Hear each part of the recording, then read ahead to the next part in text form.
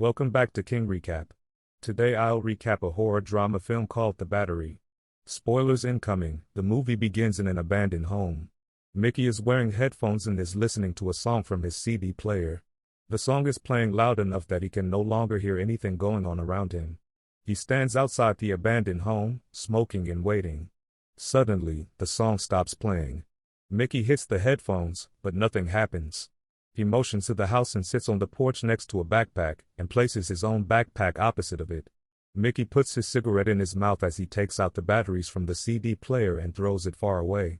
He places a new set of batteries and continues to listen to the music. He stands up and tries to take a peek in the front door. Suddenly Ben signals for them to go. Mickey grabs his backpack and runs away.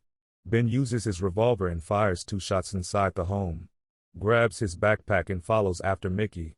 Mickey and Ben are 2 former baseball players. Tough Ben was a starting catcher before a zombie apocalypse has overtaken the entire New England area. He is a rugged man with a beard covering the entire half of his face. A little bit on the plus size, his body physique does not stop him from killing any walking dead they see along the way. He has long adapted to their new lifestyle, which includes scavenging for supplies and constantly being on the move. Mickey, on the other hand, was out in the bullpen most of the time before the beginning of the end of the world. The 2 of them never hung out in the same circles when they used to play, so they hardly ever really know each other. He is a gentle who refuses to learn basic survival skills and constantly isolates himself by listening to his CD player with headphones, burning through batteries. The 2 former baseball players traveled the back roads of Connecticut with no destination in mind. One day, they stop by the forest to rest for a bit. Mickey sits comfortably on his foldable chair as he begins to play with some scratch tickets. Meanwhile, Ben makes himself comfortable as he takes his shoes off and socks and stretches his toes, wiping the soles of his feet on the dry grass. He then proceeds to take a handful of pistachio nuts and shoves them in his mouth. Soon after, Ben asks Mickey to start working on their curveball. Hours pass, that 2 men walk through the woods. Ben carries a baseball bat while Mickey listens to his music. They stop near a lake with canoes docked by the lakeside. They find a cabin that has long been abandoned. So, Ben makes himself comfortable by going fishing. Mickey sits on his foldable chair as Ben tries to convince him to go fishing, telling him that it is useful for survival. Mickey takes out cans and cans of tuna that they have packed and brought along with them. This gesture convinces Ben to stop fishing. So, he decides to let the fishing pole stay hanging on a branch and walks to his backpack to have some snacks. Mickey stands up from his seat and decides to roam around the house. At the back of the house, not long after, Ben takes a notebook and flips it to the page with 2 columns drawn on it. A, B, and M initials are on each column simultaneously. The B column has 63 sticks drawn on it, while the M column does not have any at all. This is Ben's zombie kill list. He is monitoring the number of zombies they have killed along the way. Ben writes 2 sticks to add to his count. Soon after their hike to the woods, they come across a Volvo. Ben proceeds to the driver's side and opens the door. A zombified woman crawls out and Ben shoots her on the head. Then Ben enters the car and finds that it smells like someone just died in there, literally. Mickey makes his way to the passenger seat. They begin to drive off to nowhere. They park in one area when it suddenly starts raining. Ben tries to turn on the radio, but all they can hear is static. Mickey notices a sunroof and begins to manually rotate the regulator to open it. As it is raining, Ben calls it a rain roof and tells Mickey to shut it back. Mickey remembers that he used to be with a girl in Pittsfield. So, that to make their way to her now abandoned home. While Ben goes around the house to check for any zombies, Mickey sits on the bed of his former girlfriend as he stares out the window. He stands up and makes his way to the former girlfriend's drawers. He opens the first drawer on the right and sees a CD. Mickey takes out the CD from his CD player and puts the one he finds inside her drawer. Mickey proceeds to open the underwear drawer and finds her clean underwear neatly placed inside. He grabs 2 of them and takes a big sniff. Afterwards, he finds a glass bottle of perfume on the table and sprays it on the air.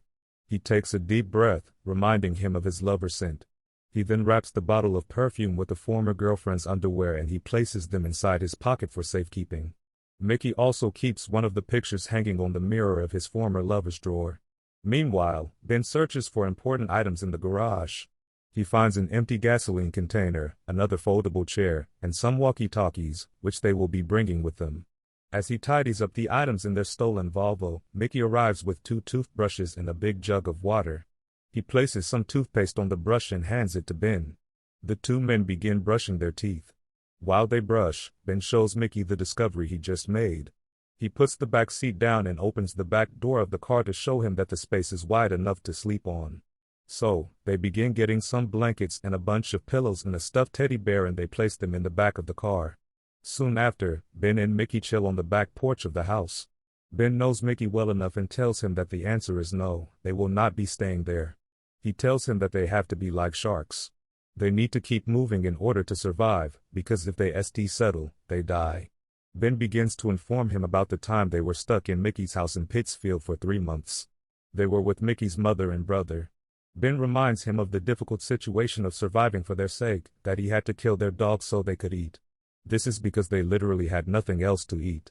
Soon after, as they test the walkie-talkies, they suddenly hear a conversation between two survivors, Frank and Annie, implying they belong to an organized group of survivors called the Orchard. They listen as Frank tells Annie to go out looking for a movie called Tremors on account of one of their people celebrating their birthday.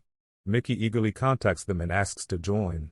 He tells them his location and who he is with, begging them to stay with their group of survivors.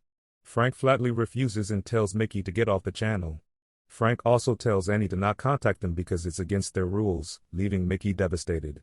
Despite Ben's advice, Mickey tries contacting them again several times, but no responses. One day, Mickey is fast asleep in the car while Ben is out taking a bath in the river. A zombie woman trudges towards the Volvo. Fortunately, the windows are partially open for air to come in, so the zombie woman isn't able to reach into the car. He wakes up from his nap and finds a note from Ben saying he has gone fishing and that he should not die. Mickey, watching this Walking Dead trying to get in the car, takes a good look at her and finds her body quite attractive. So, he takes this opportunity to start jerking off on the side of the zombie woman. As he is about to reach his climax, the zombie is shot on the head by Ben. Blood splatters all over the window.